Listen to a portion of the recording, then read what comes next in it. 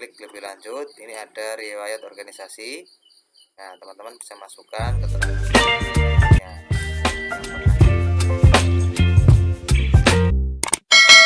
Halo teman-teman semuanya, kita akan mulai pengisian DRH atau daftar riwayat hidup yang terdiri dari data perorangan, kemudian pendidikan, pekerjaan, keluarga, organisasi, dan dokumen. Untuk memudahkan, kita akan mencoba mencicil atau memipil pengisian DRH ini sebelum kita melengkapi berkas persyaratan yang harus kita unggah atau di-upload ya pada akhir pengisian DRH nanti. Sebelum lanjut, buat teman-teman yang belum subscribe channel ini, silahkan klik tombol subscribe-nya. Baik, langsung saja untuk biodata. Ini sudah tertera, yang terblok hitam artinya sudah terkunci. Ini kita isikan dulu pada saat kita membuat akun di SSCSN, baik itu nomor induk, kemudian ada nama sesuai ijazah dan nama KTP. Kemudian di sini kalau misalkan ada perubahan, kita diperkenankan untuk merubah nama, misalkan ada perbedaan ya, ini tanpa gelar diisikan. Terus untuk gelar depan ijazah jika ada, dan gelar belakang ijazah ya jika ada di sini yang sesuai dengan KTP. Kemudian tempat lahir ijazah, terus tempat lahir KTP dan tanggal lahir sesuai dengan KTP, dan di bagian ini tanggal lahir sesuai dengan ijazah. Kalau memang sudah klop, ini kita lanjutkan ya. Jadi misalkan di sini ada perbedaan ya, kita tetap tuliskan tanggal lahir di ijazah dan tanggal lahir di KTP. Tidak usah merubah KTP terlebih dahulu, misalnya seperti itu. Kemudian jenis kelamin, status perkawinan, nomor telepon, agama, email, dan nomor ponsel. Berikutnya untuk alamat domisili, ini baru provinsi dan kabupaten. Kemudian untuk kecamatan kita isikan, dan kelurahan juga kita isikan sendiri. Untuk jalan, nama jalan itu kita bisa tanyakan kepada lingkungan sekitar, baik RT, RW ataupun di kelurahan ya. Misalkan kita tidak mengetahui nama jalannya apa, seperti kalau misalkan di kampung ini tidak ada nama jalannya, tapi yang lumrah digunakan di tempat tersebut itu nama jalannya apa, bisa diisikan. Kemudian alamat lengkap ini hanya RT dan RW saja, tidak dimasukkan nama jalan, desa atau kecamatan dan kabupaten. Maksimum 100 karakter. Kemudian kode pos juga kita isikan. Berikutnya untuk kita isikan lagi tinggi badan ya, terus berat badan, dan warna rambut disesuaikan, bentuk rambut, kemudian bentuk muka, warna kulit. Jika ada ciri khas bisa dimasukkan di sini, misalkan ada tanda lahir di bagian muka atau sebelah kanan hidung dan sebagainya, bisa dimasukkan di sini.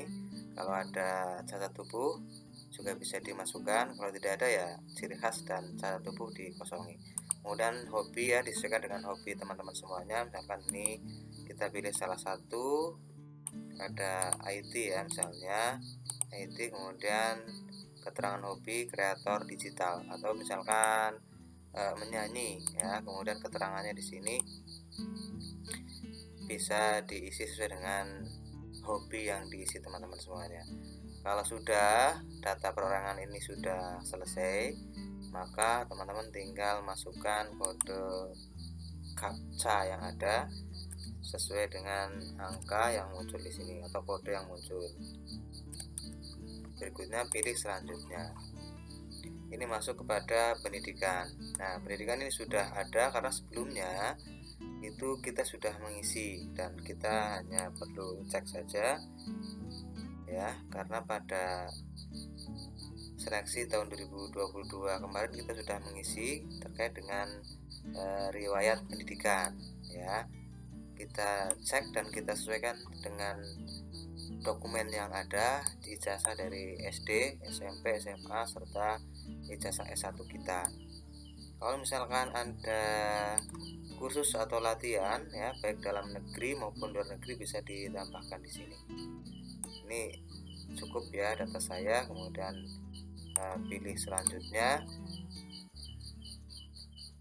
Nah, berikutnya ini pekerjaan ya, pekerjaan ada instansi, kemudian jabatan, tanggal mulai, tanggal selesai, gaji pokok, nomor SK ya, terus tanggal SK, pejabat yang mengeluarkan SK-nya ya. Ini bisa dibuktikan nanti di lampiran ya dengan surat keterangan pengalaman kerja.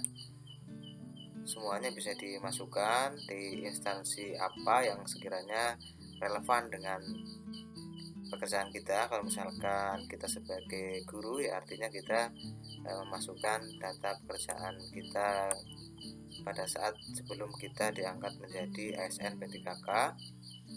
Dari awal kita mengajar di mana kita bisa masukkan semuanya. Yang penting nanti kita bisa membuat surat keterangan pengalaman kerja untuk lampiran. Berikutnya untuk data keluarga. Nah, data keluarga ini karena sebelumnya belum diisi maka kita isikan. Ini untuk tambah riwayat istri atau suami, kemudian tambah riwayat anak, orang tua kandung, saudara kandung, bapak mertua ya kalau ada. Ini diisikan terlebih dahulu, baru kita akan mulai pada organisasi ya.